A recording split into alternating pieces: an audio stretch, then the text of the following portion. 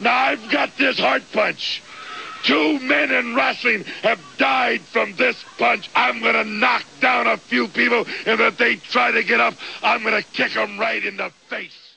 From Nakusa, Wisconsin, this man's career started in 1905 and ended in 1942. Ed Lewis. The Strangler was a 5-time world champion. He and Joe Stetcher once wrestled a match for 5.5 hours to a draw. Ed Lewis is credited for teaching Lou Thez the art of hooking, the ability to inflict pain on a person using various holds. Lou Thez and Vern Gagne have stated the Strangler was the greatest wrestler ever and could only be beat when he allowed himself to be beat to further work an angle. From Tampa, Florida, this man's career started in 1976 and ended in 1995. Paul Orndorff. Mr. Wonderful has worked in every major wrestling organization and is honored in 3 Hall of Fames. A classic heel, Orndorff was PWI's most hated wrestler in '86 and was in their feud of the year with Hogan also in '86. In WCW, he was a tag team champion with Paul Roma and a TV champion. He was also Georgia Championships Wrestling heavyweight champ 4 times.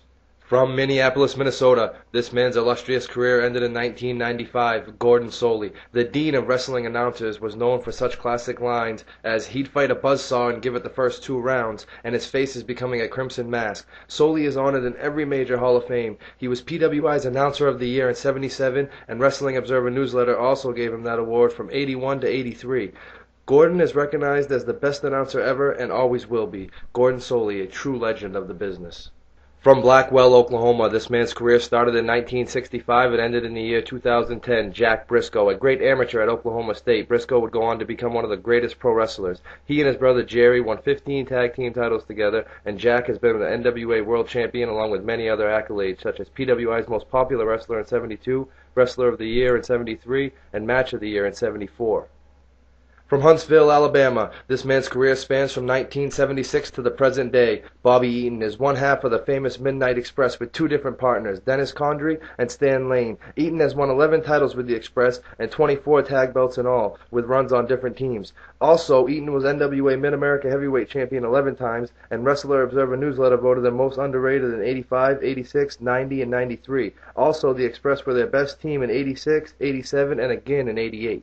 From Mexico City, Mexico, this man's career spans from 1987 to the present day. Ultimo Dragon is the only wrestler to hold 11 titles at the same time and has worked all over the world. Dragon won the WCW Cruiserweight title twice and his TV championship twice, along with many other belts, and is without question the best light heavyweight ever. Wrestling Observer Newsletter honored him in the Hall of Fame in 2004 and voted him most underrated in 2003.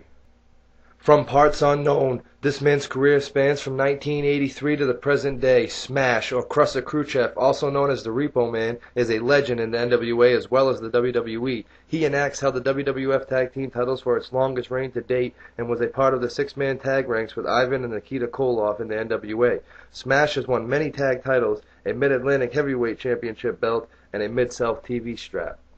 From San Diego, California, this man's career started in 1975 and ended in 1986. Jesse Ventura. The Body was a main eventer in the Pacific Northwest along with the AWA, but was also the best color commentator ever in the business, along with being a great tag team wrestler. PWI named Ventura and Adrian Adonis in its top 100 tag teams. Jesse was one of the most entertaining wrestlers ever in and out of the ring.